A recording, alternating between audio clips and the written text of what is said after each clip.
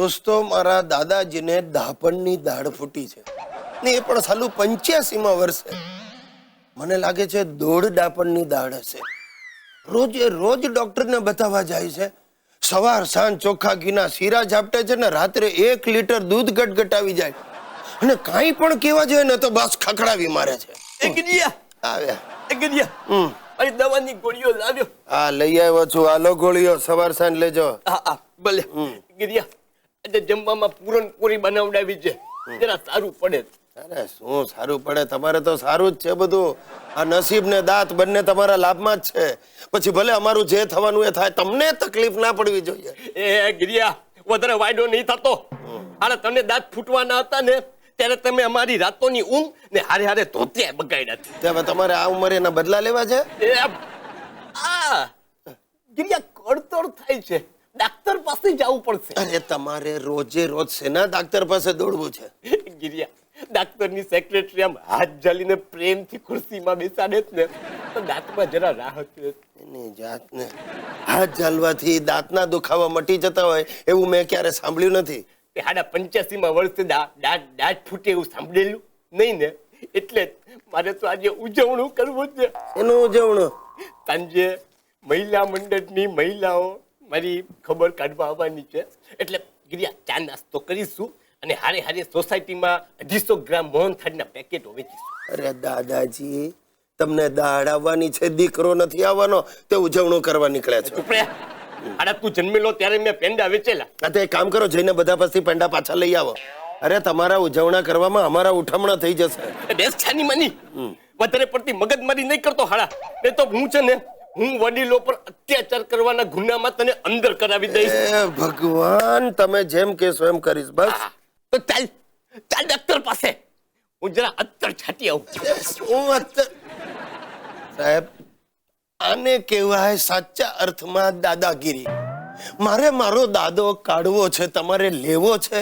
દર્શક મિત્રો, આ ગુજ્જુભાઈ ગિરીશકુમારના જીવનમાં જે કંઈ પણ પરિવર્તનો આવ્યા છે એમાં ઘણા મહાનુભાવોનો ફાળો છે. એમાંથી એક છે મારો મિત્ર રૂપેશ ઉર્ફે લુખેશ. બહુ પરગજુ, બહુ ભોળો, બીજાનું કરી નાખવાની જ એની ભાવના, એટલે કે બીજા માટે કશું કરી છૂટવાની એની લાગણી. પણ એને માટે કોઈને લાગણી નથી અને એટલે જે હજી વાંઢો છે. પણ મેં નક્કી કર્યું છે કે હું એને પરણાવીશ, એટલે કે મારે એને પરણાવીને જીવતા જીવત મરતા જોવો છે. પરણેલા દર્શક મિત્રો મારો ભાવાર્થ સમજી જ ગયા હશે. મારે એને પરણાવીને એના કર્મોનું ફળ આપવું છે. ગિરીશ મારા દોસ્ત, આ દુનિયા મને રંગીન લાગે છે, જ્યાં જોઉં બધું હસીન લાગે છે. ભાઈ ક્યા બાત હે લુખેશ, તું તો ગરીબમાંથી ગાલિબ બની ગયો હે.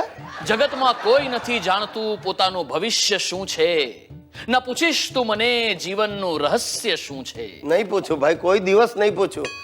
જ્યારે જ્યારે મેં પૂછ્યું છે ને ત્યારે હું જ ભરાયો છું. અરે ગિરિયા, આ વખતે તો હું ભરાયો છું. Very good. અરે ડૂબી રહ્યો છું પ્રણયની નદીમાં દોસ્ત. એટલે હાલા લુખેશ, તું પ્રેમમાં પડ્યો છે? પણ ભાઈ, તે સામેવાળી પાર્ટી સાથે ચોખવટ કરી કે એ પ્રેમમાં છે કે નહીં?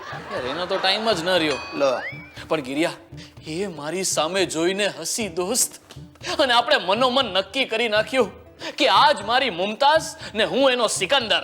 અરે ડોબા, સિકંદર નહીં, શારજા. એ શારજા નહીં, શાહજહાં. હા, એ જ શાહજહાં.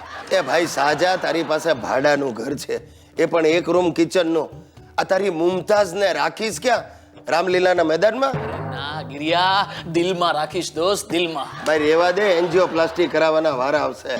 જો આ બધા ધતિંગ છોડ, હું તારી પરિસ્થિતિ સમજુ છું, હું તારું ગોઠવી દઈશ, સમજો? કન્યા સાથે હું વાત કરીશ. એટલે મારે કન્યા સાથે લગ્ન કરવાના? હાસ તો. અરે શું હાસ તો, ઈ કન્યો 1 નંબરનો લબાડ માણસ છે. એ નાલાયક, કન્યો એટલે કનુ બારોટ નહીં, કન્યા, કન્યા, છોકરી, લેડીઝ. પરણાવ દોસ્ત, મને પરણાવ. મને પરણેલી, તરછોડાયેલી, વિધવા પણ ચાલશે, બસ લેડીઝ હોવી જોઈએ. લો બોલો, આને પરણવા ઉપડ્યો છે હવે. ભાઈ ગોઠવી દઈશ લુખેશ, આ ભાદરવા પહેલા તારું ગોઠવી દઈશ. Thank you Giriya, thank you. મેરે નૈના સાવન ભાદરવો. એ ભાદરવા તો શું પણ ગાયા શું કામ કરે તું? પ્રેમમાં પડેલો માણસ ગાતો જોઈ દોસ્ત. Thank you Giriya, thank you. અખંડ સૌભાગ્યવતી ભવ.